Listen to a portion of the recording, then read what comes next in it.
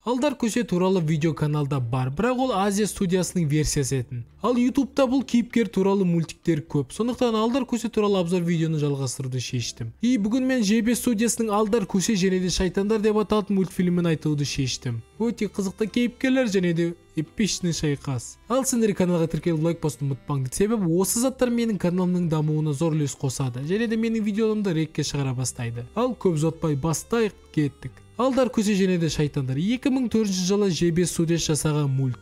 Оқиға қазақ даласында орын алған еді. Таулы аймақ көрсетіліп, бір сәтте кадрға өз әуені айтып келе жатқан Алдар көсе көрінеді. Келе жатады, бір момент ағылшын жанына келеді де ұйықтап қалады. Бірақ кайфпен ұйықтай алмайды. Себебі оның жанына екі чорттар келеді ғой, чорт.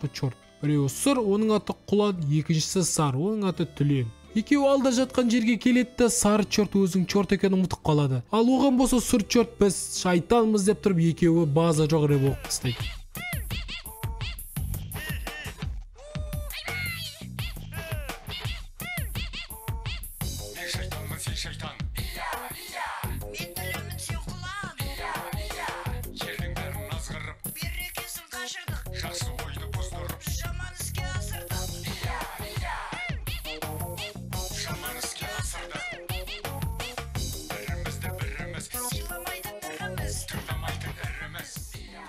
Тема. Рэп айтып болғаннан кейін екеуі Алдарды көреді. Ол өліп қалды деп ойлап, оны тірілтейік деп ойластырып тұрғанда Алдар көсе ол екеуін шағыстыра бастайды. Шынымен де екі топас төбелесіп бастайды. Төбелесіп жатса Алдар көсе оларға қарап ор деп кайфпен отыр екен. Екеуі оларды шағыстырып алдаған қарапайым адам екенін түсіне алмай қуып отқан кезде Алдар көсе өзінің қарапайым адам емес екенін айтып, әлемдегі қу адам екенін айтады. Ал шайтандарға бұндай адам керек. Олар оған өздерімен барып бір ауылдың берекесін қашырайық деп ұсыныс қалдырады. Ал Алдар көсе бармайым, қарным ашып тұр деп айтады. Ал шайтандар бұндай адамды жібере алмау керек дейді да оған тамақ беріп тойдырып алады. Табақ жеп отырып сол ауылға барайық деп отқан кезде ол ауыл алыста, сондықтан бір-бірімізді арқалап жүрейік деп айтады. Және де шайтандарға бір ойын ойнайық деп ұсыныс қалдырады. Кім құртты табады, сол арқалап алмайды, кім таппайды, сол арқалайды деп сол ойынды ойнайды. Бұл шетте де Алдар көсе шайтандарды алдап кетеді. Енді біздің кейіпкерлер сол ауылға жол жүреді. Алдар көсе мен әуен айтайын. Сол әуен біткен кезде ауысармыз деп оларды тағы да алдап тастайды. Комбо базар жоқ. Біраз жол жүргеннен кейін шайтандарға ми кірді. Алдар оларды алдап жатқан түсініп, олар ашуланып Алдарды соққыға жыққылар келеді. Бірақ бұл шетте де Алдар көсенің ойына жақсы ой келеді. Бір бүркенің ішіне кіріп төбелесейік дейді. Шайтандар келіседі де базар жоқ төбелес кетеді. Ят деген не? Не қыласың? Шайтандарда ят болмайды.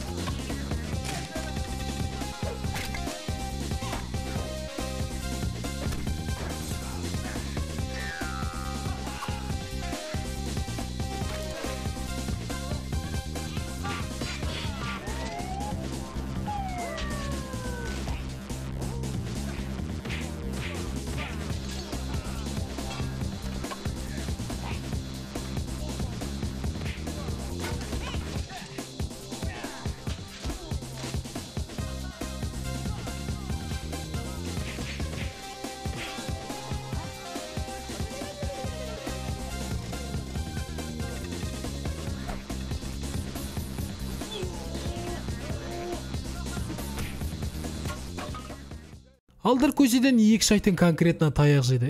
Сыртқа шығып төбелесейік дейді. Алдар бұған әрине келіседі. Бірақ бұл жолы шайтандар өздеріне клон жасап алып төбелеседі. Бәрібір де таяқ жеп қалады. Көбейгеннен не пайда? Бірліктер болмасын.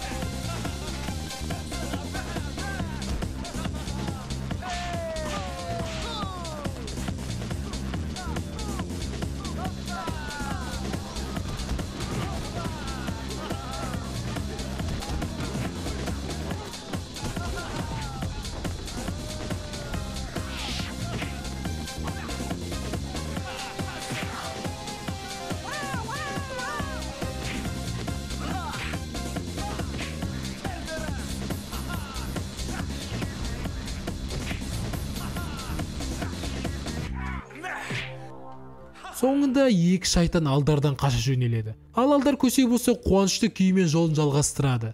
Керемет. Сол жылдарға өте керемет мульт. Ал анимация жағы біраз шеттері біртүрлі әрине. Себебі бірінші қозғалыстарды шын адаммен түсіріп, сосын оны анимация түрінде жасағандықтан мен сөйтіп ойлаймын әрине. Ондай кадрларды байқау оңай. Бірақ бәрібір де өте қызық шыққан екен. Әсіресе төбелес. Қазақстанның ескі мульттерінің шайқастары зор екен әйтеуір. Соңынан не айтсам болады? Наебшік болыңдар? Жоқ. Көп төбелесіңдер?